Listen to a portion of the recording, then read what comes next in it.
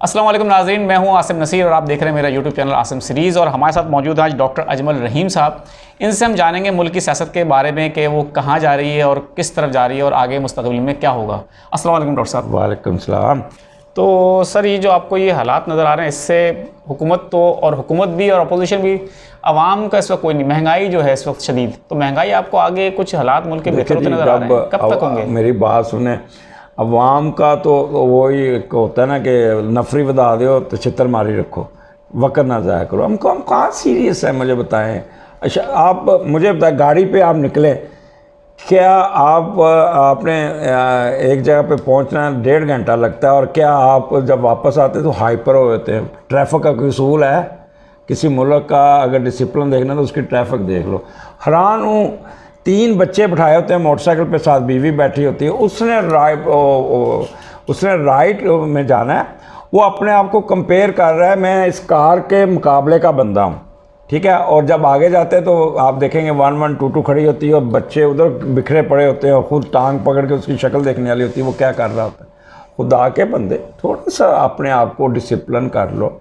आप मेयो अस्पताल चले जाएं, आप सर्विस हॉस्पिटल चले जाएं, आप जनरल हॉस्पिटल है, हर 2 मिनट बाद टाँ 112 आती है। किसी का सर उड़ा हुआ है, किसी का गोडा उड़ा हुआ है, किसी का पाँव उड़ा हुआ है, ठीक है। और मेरे भाई हॉस्पिटल थे तो मैं इमरजेंसी में होता था, तो मैं यही देखता होता था। हम क्या कर रहे हैं?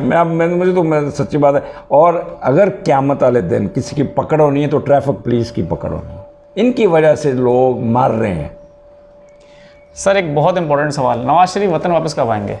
अभी जब इलेक्शन होंगे तो इलेक्शन के करीब आएंगे। वैसे उनका चांस था, पिछले कह रहे थे दिसंबर में और जनवरी में आने का, उस वक्त आ सकते थे, पता नहीं क्यों डर के बैठ गए। अदरवाइज़ अब इलेक्शन से पहले आएंगे। जब तक कोई सुकून की, कहते हैं ट्रेन तब भी चलती है जब सिग्नल डाउन होता है और ग्रीन झंडी ऐसे ऐसे करता है, तो वो अभी तक वो लाल झंडी है। लेकिन वो तो अभी हुकूमत भी उनकी है, सारे वज़ीर दाखिला, वज़ीर खारजा सब उनके पास हैं, तो वो क्या चीज़ रोकी है नवाज शरीफ को अब तक? हाँ, ये सवाल आप पूछे। जुडिशरी नहीं बैठी हुई है, तो आपको लगता है कि उनको अदालतों से भी रिलीफ नहीं मिलेगा? अभी नहीं, अभी ये सितंबर के बाद मिलना शुरू होगा। अभी जुडिशरी अभी अपने प्रॉब्लम में आ जाएगी। अच्छा, वही पाकिस्तान, मेरी बात फिर मैं आपको बता रहा हूँ, आपका आसिम, हाँ, एक चीज़ याद रखना ज़िंदगी में, हमने तो गुजार ली जिन्हें गुजारनी थी। पाकिस्तान में ये जो सिस्टम है डेमोक्रेसी, ये is not fit for Pakistan, ठीक है। Number 1। Number 2, you will never ever find a good politician, good bureaucrats and good judiciary। तीनों लॉर्ड नेगेटिव बैठे हैं, हमें इसी से गुजारा करना। तो सर, ये जो हुकूमत की और सुप्रीम कोर्ट की जो लड़ाई चल रही है, इसका आप अंजाम क्या देखते हैं? दोनों का नुकसान है। ये मई के एंड में देख लेना, दोनों सफ़र करेंगे। तो ये आपको चीफ जस्टिस जो सुप्रीम कोर्ट का था, उमर अता बंदियाल, जाते नज़र आ रहे हैं? देखें, ये जुपिटर उमर अब्दाल का तो उमर अहमद बंदियाल को तो मैं नहीं कह सकता, बट सेटबैक है जुडिशरी को। मेरे पास उमर साहब की डेट ऑफ बर्थ नहीं अगर होती तो मैं उनको बता देता, लेकिन मैं तो जुडिशरी की बात कर रहा हूँ। राइट फ्रॉम सिविल जज से लेके राइट फ्रॉम चीफ जस्टिस तक प्रॉब्लम है। तो अगर ये इलेक्शन होते हैं और खान साहब जितने पुरुद हैं कि वो 2/3 मेजॉरिटी ले लेंगे, अगर होते हैं, तो आपको लगता है कि इस वक्त तहरीक इंसाफ इस पोजीशन में है? 2/3 कोई भी पार्टी ले ले तो आप मेरे पास इधर प्रोग्राम कर लीजिएगा।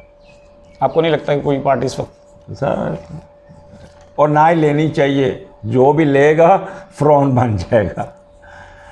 अच्छा, नवाज शरीफ साहब अब अगर इलेक्शन होते हैं और वो आते हैं, हालात उनके साजगार हो जाते हैं, तो उनके हाथ में आप देखते हैं अभी वज़ारत आज़मा की लकीर है या ख़त्म होगी? एक दफ़ा उनको चांस मिल जाएगा अगर ज़िंदगी रही तो। नवाज शरीफ साहब को चांस मिलेगा। जरदारी साहब को आप 2028 में बिलावल के चांसेस है वज़ीर आज़म बनने के। बिलावल से सर याद आई बात, एक आपसे वो सवाल कर लें कि मरियम और बिलावल, इन दो में आप किसको सियासत में आगे देखते हैं? दोनों साथ साथ, ये दोनों कैटलिस्ट हैं। कैटलिस्ट समझते हैं कि प्रेशर बढ़ाने के लिए साइड में खड़े होते हैं, तो दोनों बराबर हैं। वो मुस्लिम लीग का है, वो पीपल पार्टी का है, बराबर की चोट है। लेकिन एक होता है ना सर कि सियासत में आप आपका एक वो है कि ये जैसा आपने कहा 2028 में बिलावल के चांसेस हैं, मरियम का कभी वज़ारत ज़ुम्मा की कुर्सी बैठेंगी? अभी जब तक उनके पेरेंट्स हैं, मिसाल के शहबाज शरीफ साहब हैं, नवाज शरीफ साहब हैं, उनके लिए बहुत मुश्किल। और हमज़ा की सियासत को क्या देख रहे हैं आप? वज़ारत आला वगैरह देख रहे हैं? हमज़ा के सितारे ज़रा वो बैठे। हमज़ा का प्रॉब्लम मैंने आगे भी डिस्कस किया था कि हमज़ा साहब जो है ना वो एक्टिव नहीं है बाप की तरह। चले आते हैं। हालांकि उन्होंने जब चीफ मिनिस्टर बने 4-5 काम टका के किए, बट वो जो एक करंट बाप में था ना वो नहीं है। बेटे वो उनके इर्द गिर्द उन्होंने अपने इर्द गिर्द ऐसे बंदे इकट्ठे कर लेते हैं जो वाह जी वाह वाह क्या बात है। वो देखें, हमेशा अगर आप हिस्ट्री पढ़े ना तो बादशाह को दरबारी मरवाते हैं बस। अच्छा, अल कादिर ट्रस्ट केस चल रहा है सर, बुशरा बीबी की भी आपने देखा कोर्ट में पेशी हुई है, आपको लगता है कि ये गिरफ्तारी हो सकती है उनकी भी? बुशरा बीबी के पास उनकी डेट ऑफ बर्थ मेरे पास नहीं है, मैं उनके बारे में कमेंट नहीं। अगर इमरान खान का हारोस्कोप देखे तो उसमें मून रिफ्लेक्टेड है, तो उन पर प्रेशर आ सकता है। अब उनकी इमरान खान की 3 बीवी हैं, फर्स्ट बीवी, सेकंड बीवी, थर्ड, ये थर्ड में आती हैं, तो उनकी बीवी पे भारी है। अब किस पे भारी है, मैं अब इस पे क्या तबसरा करूं। बीवी से सर एक और बात सुनने में आ रही है कि खान साहब की शायद बुशरा बीबी से लदगी भी हो सकती है, क्या आपको ऐसा नज़र आता है? और क्या खान साहब चौथी शादी भी कर सकते हैं? खान साहब की अलहदगी के चांसेस अगले 2 महीने में बहुत ज़्यादा हैं, क्योंकि 8वें घर में मून राहु के नीचे है, तो चांसेस है कि उनकी हो जाए। चौथी शादी नहीं होगी, मे भी रिवाइव कर जाएँ उनके साथ, जमाइमा के साथ। ठीक है सर, एक और सवाल है कि खान साहब के इस्टेब्लिशमेंट से ताल्लुकात इंतहाई ख़राब हैं इस वक्त, आपको मुस्तकबिल में कहीं इस्टेब्लिशमेंट से इमरान खान के ताल्लुकात बनते नज़र आ रहे हैं? ये तो बिगड़ने, और यानी कि कोई असर अच्छे नहीं है खान साहब के लिए? किसी के लिए भी, सियासतदानों के लिए भी नहीं अच्छे होने। ये इस्टेब्लिशमेंट अब बहुत ही अब you will find army in a different role. जो 10 साल पीछे 5-6 साल जो एक्सपेरिमेंट करके इन्होंने अपने इंस्टीट्यूट को दागदार किया है ना, उसको अब धोएंगे, ये धोएंगे। अब ये किसी का साथ नहीं देंगे, मेरी याद रखिएगा बात। अगर अब इन्होंने दोबारा सियासत में की तो फिर नो मोर। पहले मैं बता दूं आपको, इनके आगे प्रेशर इन पे बहुत आ रहा है, मार्क्स नेगेटिव हो रहा है। They must be very careful from their internal politics and from outside of the country. लेकिन आपको जो मौजूदा जो आर्मी ने स्टेप्स लिए हैं, उससे आपको लगता है कि ये लोगों के दिलों में उनकी मोहब्बत उस तरह रिवाइव कर जाएगी जिस तरह करनी चाहिए? इनको अपना रवैया चेंज करना चाहिए, इनको अपने आप को थोड़ा सा देखें। आप जब साफियों में बैठे हैं तो वो कहते हैं जी हुकूमत हटते बगैर चलती नहीं है। आप जब CSP class in civil service में बैठे हैं, वो अपने आप को खलीफा समझते हैं। जुडिशरी में बैठे वो अपने आप को समझते हैं। और जब आर्मी वालों के पास बैठे तो वो कहते हैं बस हम ही सब कुछ है। उनका लफ्ज़ मैं नहीं होता, हम होता है, हम ऐसे कर दें।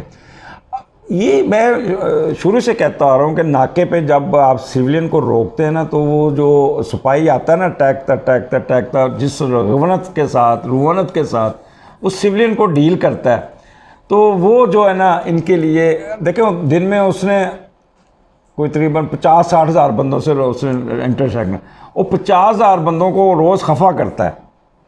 ऐसे ही है ना, आप अगर कैंट में दाखिल होते हैं, क्या आसानी से दाखिल हो जाते हैं? हाँ, बिल्कुल। उसका रवैया कैसा होता है? तो ये रवैया जो होते हैं ना, ये रवायात बनती हैं।